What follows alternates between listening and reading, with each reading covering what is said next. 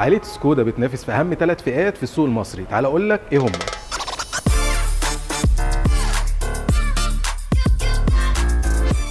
لو بتسافر كتير وعايز اس يو في يبقى الكودياك. أكبر واحدة في العيلة، هي أكبر عربية 7 مقاعد في السوق المصري. موتور 1400 تيربو بيطلع 150 حصان وعزم دوران بيوصل 250 نيوتن متر، متوصلين على فتيس دي اس جي 6 سرعات.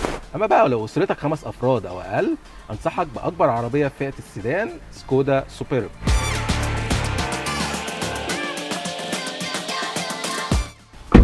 اما بقى لو عايز تجمع ما بين الشكل والاداء الرياضي، انصحك بسكودا اوكتافيا. دي بقى بترضي كل الاذواق سواء كنت سنجل او عندك اسره. تصميم داشبورد هادي وبدون تفاصيل مزعجه.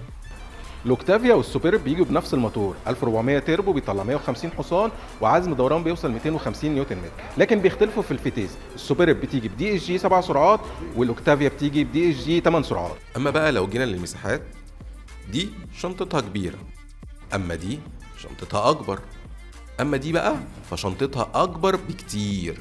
مهما كانت ركوبتك هتلاقي في موديلات سكودا اللي يناسبك. لو عايز تعرف اكتر عن موديلات سكودا، ادخل على كونتاكت كارز صفحة علام اوتوموتيف.